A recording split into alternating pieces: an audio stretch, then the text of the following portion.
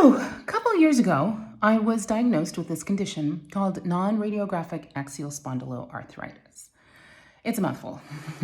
and I was basically misdiagnosed for about 17 years. That's what the doctors say from, when they could first see it show up in my medical records and my complaints to the time I was actually properly diagnosed. So it had done quite a job on my joints and my, it's a spinal condition, spondylo, but it had done this real job of degenerating joints from my jaw to my ribs, which you don't think of as joints, but they are bones that are brought together by connective tissue, to my ankles, my feet, the tendons that run down the back of my legs, all kinds of stuff. So I went about the process of treating it twofold. One, doing the Western and alternative, doing the treatment recommended, which ultimately was infusion. So before I left the United States, I would go to the hospital every 6 weeks and sit in a room for a half a day and get an IV dose of this medicine. And at the same time, I would go around the world and try to find doctors who could treat the existing degeneration in my various joints. So it was kind of working.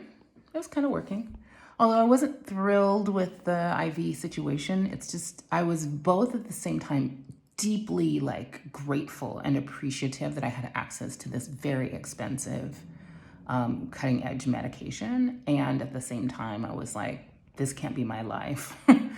I can't do this forever. I would prefer to figure out a way to not be on these drugs. So when I moved to Portugal, I set myself up to be able to access the infusions if I need them, and I stopped taking them. So this is 4 months in. So I've kind of quote unquote missed 2 doses. And, I was addressing this in many other ways. Like I had dramatically increased my physical activity, which is I'm designed to live a very active life, but my job is very sedentary. I coach and teach and write, and that means I sit in front of a computer all the time. So when I got here, I started taking 10,000 step walks, but I could only get to it a couple days a week. I started to work out really intensely with the trainer at the gym. You've seen some of those workout videos. And last week was a week where I really cranked it up. 4 intense workouts, strength training, and then 14,000 steps a day. Oh, and by the weekend, my physical body felt so bad. I felt like I couldn't even lift my arms all the way. And I had London, and I was trying to take her to Kidzania and do stuff. And she was very touchy this weekend, and it was super intense. And I have a very high tolerance for pain.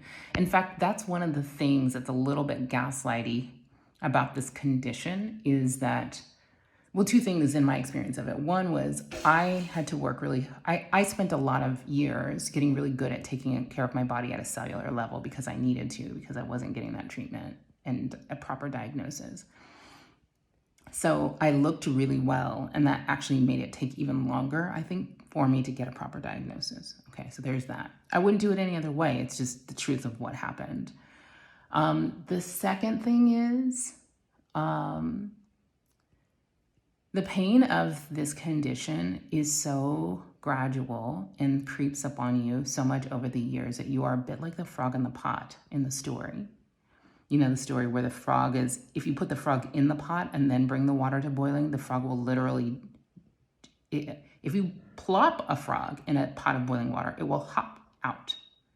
If you put the frog in the water when it's room temperature and then turn it up gradually to boiling, it will sit there and cook to its death because it doesn't detect the gradual temperature increase.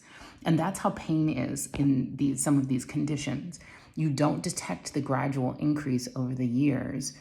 And it actually got to a point where when I became pain-free for a while, one day I remember asking did I just die? Like the absence of pain was such an intense contrast to my normal state. I thought that there was something wrong, like really wrong. And that's a word for somebody who's going through personal transformation right now. The discomfort that you feel that is making you want to jump out of the pot of the changes that you're making in your life, what feels like discomfort can actually be freedom, liberation, healing.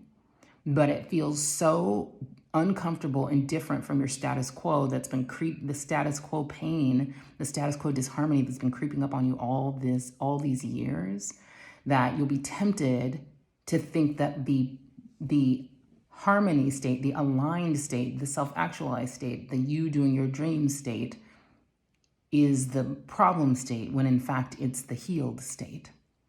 All right. So cut to, I get here, I've not taken this, drug for a couple of months, for 4 months now. And over the weekend, I just felt really off, really painful, really almost like I couldn't move my arms. And basically I was like, oh, right. This is a flare. This is a flare of this condition. And perhaps the reality is that I overdid it.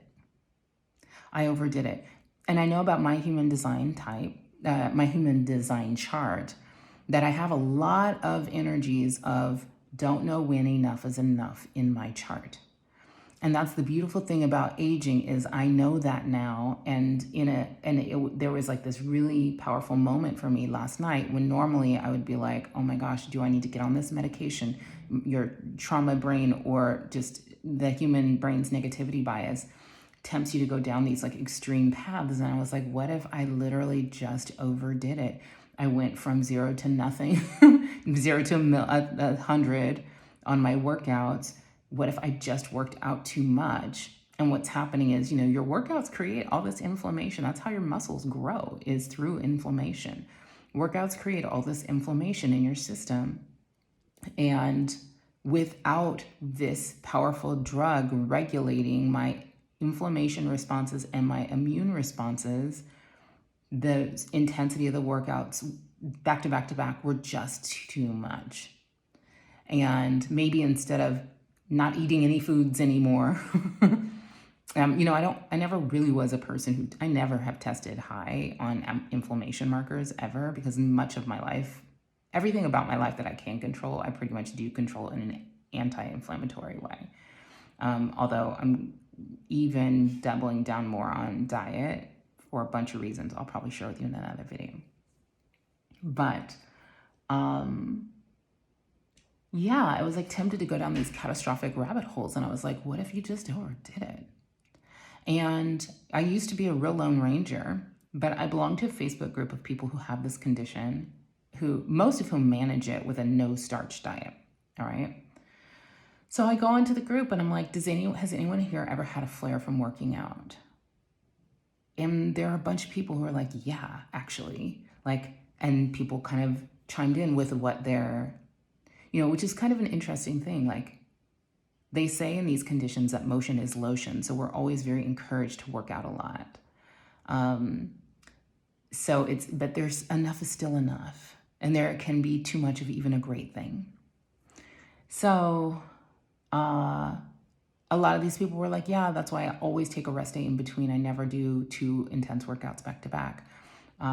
Someone said, maybe you should, stay at around 10,000 steps a day for a while and just gradually increase it. Someone else said, this has happened to me several times, and I always just back off until I feel better and the flare goes away. And so I was like grateful for this validation that might actually be what has happened. One person even explained it in detail, how they think the mechanisms in your body through which workouts trigger flares. And so normally what I would do is, I have trainer appointment already set up today. Normally what I would do is I would go and I would push it, and I would just keep pushing it. And I would try to take some, CBD oil to knock the inflammation down, or find a hot tub somewhere, which I haven't found here yet. And instead what I did was message my trainer, hey, like, I overdid it. I'm going to shift from Monday, Wednesday, Friday this week to Tuesday, Thursday, Saturday. And then I sat down and I decided to take this time to really like meditate, to create some of the content for Upgrade, my upcoming event next week. And what I did was what I always do when I'm creating content for an experience, which was sat down and invited the download on how I want people who attend Upgrade to feel. How do I want them to feel each day, each segment? This is something my friend, my business bestie Keisha taught me to do. How do I want them to feel? And I just like was just sitting here and I thought I'd share this experience with you. You know, I'm at home now without a whole bunch of interruptions to my day. I'm listening to the birds. It's so quiet where I live now. I'm listening to the pool gurgle and the birds chirp. And it's a little bit of an overcast day. And so I was like having this moment of tuning into my emotions, being like, my body's still in a little pain. That's there. I get to have that experience. You know what else is there is like this breeze blowing across my face feels so good. What else is there is appreciation that I feel better today than I did yesterday. Appreciation that I have access to these medicines and that I also have access to information and empowerment to, you know, experiment with what works for me. And what else is there is like excitement and appreciation that I get to sit down and go into monk mode today and work on the content, play with the content for Upgrade, without feeling rushed. Don't have any place else to be today. And so I just wanted to share that with you. If you're still someone who's been like on the fence about coming to Upgrade because you're like, oof, feels like it's going to be this intense fire hose of whatever, you know what? You're going to get a download, an infusion of spiritual nutrition and nourishment for your business, for your goals, for your dreams, for your path, for your process. And I'm not in fire hose mode right now. I'm in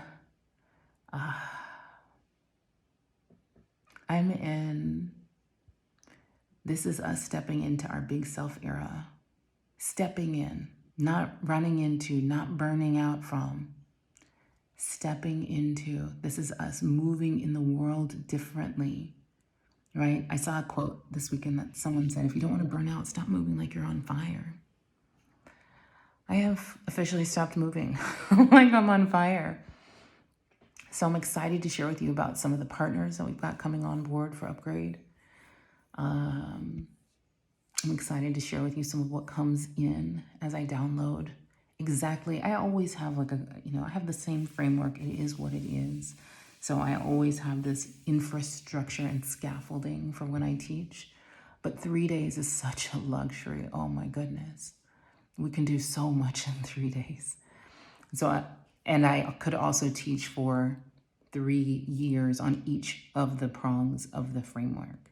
So this is me like sort of getting close with spirit and downloading what wants to come through in every hour, every segment, every day of this beautiful 3 days that we're creating. And I give thanks for like knowing to slow my ass down.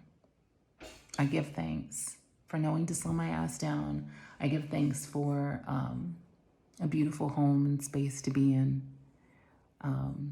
Housekeeper came over today and like it smells so good in here. She made her own cleaning supplies and I don't know what she put in them, but it smells wonderful. Non-fragrancy and wonderful, artificial fragrance. No, she knows I'm not into that. So whatever she put in it was wonderful. So I just give thanks. And I give thanks for you. I give thanks for every single person, every single one of you beautiful butts that will be in the seats at Upgrade, and all of those of you who don't even know you're going to be there yet, but you will. All right. I love you. I'll keep you up to date on what's downloading as it comes in, and I'll see you soon. Thanks so much.